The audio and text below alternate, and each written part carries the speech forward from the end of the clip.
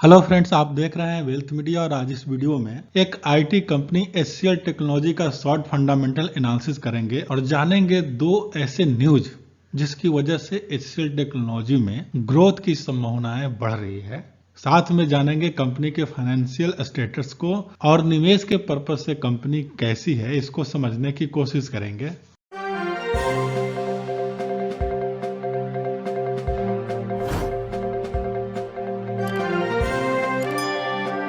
तो सबसे पहले न्यूज को समझते हैं।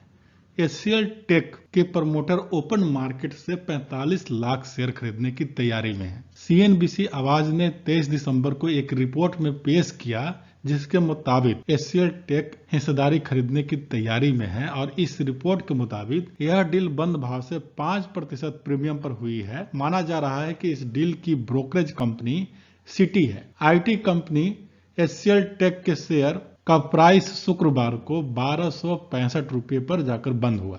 इससे पहले एक और न्यूज है जो 22 दिसंबर को HCL टेक को एवरेस्ट ग्रुप के 5G engineering service peak matrix assessment 2021 report के पहले एडिशन का लीडर चुना गया है और एवरेस्ट ग्रुप ने कहा है कि HCL अपने ग्राहकों को 5G ट्रांसफॉर्मेशन में मदद करने के लिए बेहतर पोजीशन में है। कंपनी इनोवेटिव पार्टनरशिप के बेहतर माहौल और डिलीवरी के जरिए यह सर्विस मुहैया करा रहा है। HCL ने बुधवार को जानकारी दी कि जर्मनी की सबसे बड़े cooperative primary bank apo bank के साथ मिलकर उसने एंड्रोवा एजी के साथ IT कंसल्टिंग कंपनी गेसल सॉफ्ट पर GmbH के अधिग्रहण के लिए एक साझेदारी किया है। इस साझेदारी के तहत HCL इस IT कंसल्टिंग कंपनी में 51% की हिस्सेदारी रखेगी जबकि एपो बैंक 49% हिस्सेदारी रखेगी। अब जानते हैं HCL टेक्नोलॉजी के बारे में। HCL टेक्नोलॉजी का मतलब होता है हिंदुस्तान कंप्यूटर लिमिटेड। यह एक भारतीय बहुराष्ट्रीय सूचना प्रौद्योगिकी कंपनी है जो सर्विस एवं कंसल्टिंग का काम करती है। इस कंपनी को भारत में मूल IT स्टार्टअप में से एक माना जाता है जो 1976 में बना। यह 1978 में 8-बिट प्रोसेस आधारित कंप्यूटर का परिचय दिया और इसका आविष्कार किया। यह company IT consulting, enterprise information, remote infrastructure management, engineering and research and development और बिजनेस प्रोसेस आउटसोर्स BPO जैसे सेवा प्रदान करती है। कंपनी का फंडामेंटल देखते हैं तो कंपनी का जो मार्केट कैपिटल है वो 3,39,589 करोड़ रुपए का है। आप इसे एक लार्ज कैप कंपनी के रूप में कंसीडर कर सकते हैं। करंट प्राइस इसका अभी 1200 और 1270 के बीच में ट्रेड कर रहा है। कंपनी का साल का हाई 1378 रुपये का है और लो है 890 रुपये का। स्टॉक पी की बात करें 29.4 है और बुक वैल्यू 224 का है। कंपनी का डिविडेंड यील्ड 1.76% का है। ROC कंपनी का 25.7% है। ROE कंपनी का 98.8% है। फेस वैल्यू कंपनी का 2 रुपये का है। कंपनी में प्रमोटर की होल्डिंग है 60.3% का। कंपनी का जो प्रॉफिट ग्रोथ है वो निगेटिव में है 5.37% का और कंपनी के पास नेट प्रॉफिट 11,535 करोड़ रुपए का है। सेल्स ग्रोथ कंपनी का 8.90% का है। रिटर्न एक साल का 36.1% का है। रिटर्न 3 साल का 38.7% का है और रिटर्न 5 साल का 25.8% का है। कंपनी के ऊपर जो कर्ज है वो 6,265 करोड़ रुपए का है।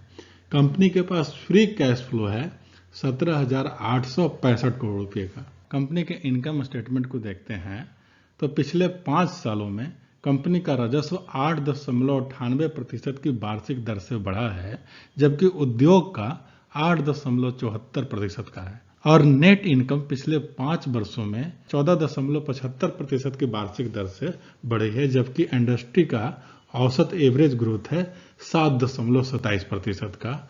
और मार्केट शेयर की बात करें तो पिछले 5 वर्षों में 9.22% से बढ़कर 14.7% हो गया है। कंपनी का फाइनेंशियल 2020 और 2021 में कंपनी के रेवेन्यू में क्या ग्रोथ हुआ, नेट इनकम कैसा रहा उसको देखते हैं तो 2020 में कंपनी का टोटल रेवेन्यू यानी राजस्व 71,000 265 करोड़ रुपए का, जो 2021 में बढ़कर 76,306 करोड़ रुपए का हो गया।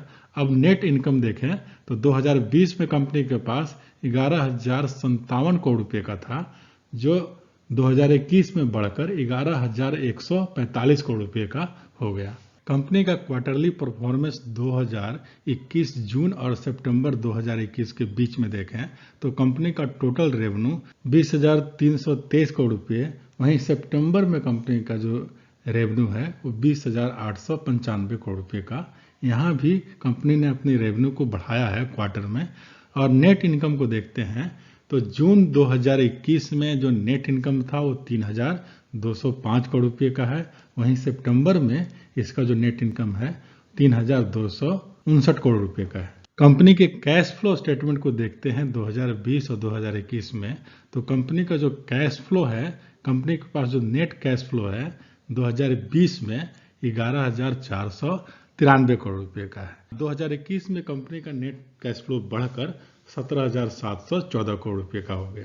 कंपनी में प्रमोटर होल्डिंग ट्रेंड कैसा रहा, तो पिछले 6 महीनों में कंपनी में प्रमोटर की जो हिस्सेदारी है वो स्टेबल है। वहीं पे म्यूचुअल फंड ने 3 महीने में कंपनी की जो म्यूचुअल फंड होल्डिंग है वो भी स्टेबल है, और पिछले 3 महीनों में फॉरेन इंस्टीट्यूशन का जो होल्डिंग है वो भी स्टेबल है। कंपनी में शेयर होल्डिंग पैटर्न को देखें तो सबसे ज्यादा प्रमोटर के पास है 60.33% का, और उसके बाद दूसरे नंबर पे फॉरेन इंस्टीट्यूशन का है 22.30% का। उसके बाद म्यूचुअल फंड का जो स्टेक है वो 7.84% का है, रिटेल के पास 4.90% का है, और अदर डोमेस्टिक इंस्टीट्यूशन के पास 4.62% का है।